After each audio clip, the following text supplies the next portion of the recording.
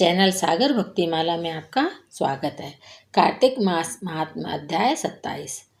पार्षदों ने कहा कि एक दिन की बात है, विष्णुदास ने नित्य कर्म करने के बाद भोजन तैयार किया, लेकिन उसे कोई चुरा कर ले गया।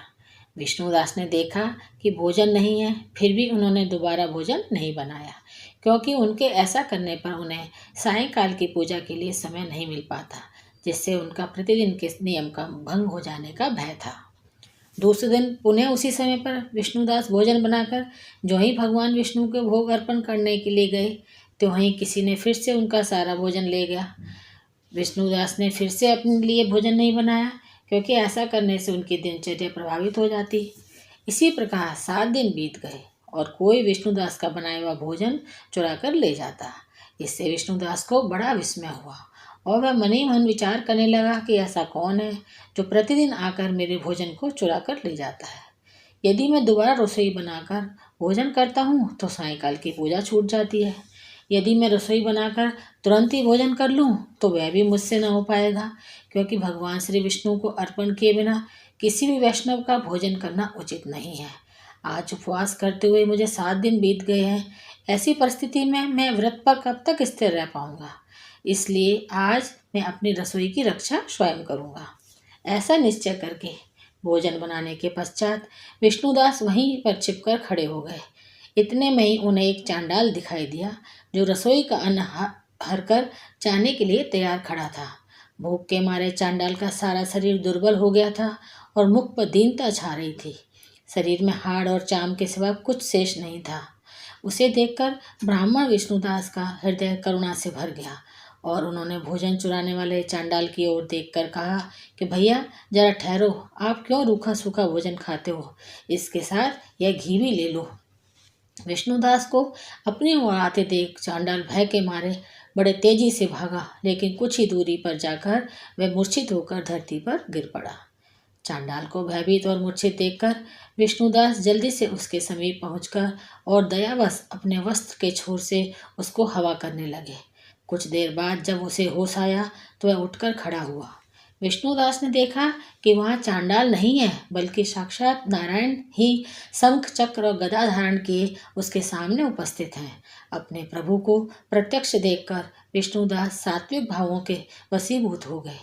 जब तक विष्णुदास भगवान नारायण की स्तुति और नमस्कार करने की सोचता, तब तक भगवान ने सात्विक व्रत का पालन करने वाले अपने भक्त विष्णुदास को अपने छाती से लगा लिया और उन्हें अपने जैसा रूप देकर वैकुंठ धाम को ले गए।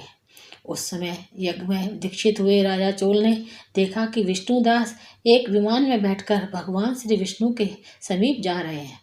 विष्णुदास को वैकुंठ धाम में जाते देखकर राजा ने शीघ्र ही अपने गुरु महर्षि मुद्गल को बुलाया और उन्हें बताया कि जिसके साथ स्पर्धा करके मैंने इस यज्ञ दान आदि कर्म का अनुष्ठान किया है, वह ब्राह्मण तो आज भगवान विष्णु का रूप धारण करके मुझसे पहले ही वैकुंठ धाम को जा रहा है।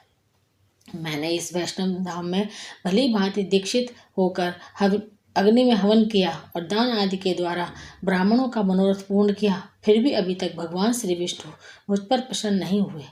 जबकि विष्णुदास को केवल भक्ति के ही कारण भगवान श्री हरि ने प्रत्यक्ष दर्शन दिया है, इसलिए मुझे यह जान पड़ता है कि भगवान श्री विष्णु केवल दान और यज्ञों से प्रसन्न नहीं होते, उन प्रभु का दर्शन कराने में भक्ति ही प्रधान है। दोनों पार्षदों ने आगे बताया कि ऐसे विचार मन में आने पर राजा चोल ने अपने भांजे को राज सिंहासन सौंप दिया। राजा चोल बचपन से ही यज्ञ की दीक्षा लेकर उसी में संलग्न रहते थे, इसलिए उन्हें कोई पुत्र नहीं हुआ था। यही कारण है कि उस देश में अब तक भांजों के ही राज्य के उत्तराधिकारी होते हैं।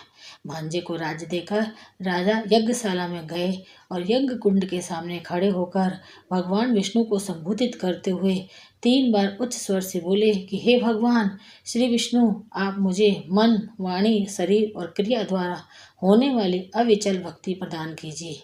यह कहते हुए राजा चोल सबके देखते देखते अग्निकुंड में कूद गए।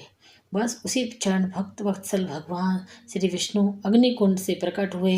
उन्होंने राजा चोल को अपनी छाती से लगाकर अपने विमान में बैठा लिया और उन्हें अपने साथ लेकर वैकुंठ धाम को प्रस्थान कर गए। नारद जी बोले कि हे राजन, जो विष्णुदास थे वे तो पुण्यशील नाम से प्रसिद्ध भगवान के पार्षद हुए, और जो राजा चोल थे उनका नाम सुशील हुआ। इन दोनों को अपने ही समान रूप देकर भगवान लक्ष्मीपति ने उन्हें अपना द्वारपाल बना लिया। तो ये है अध्याय 27 की कथा। आगे की कथा अगले अध्याय में सुनेंगे। मेरे चैनल को सब्सक्राइब जरूर करिए। धन्यवाद।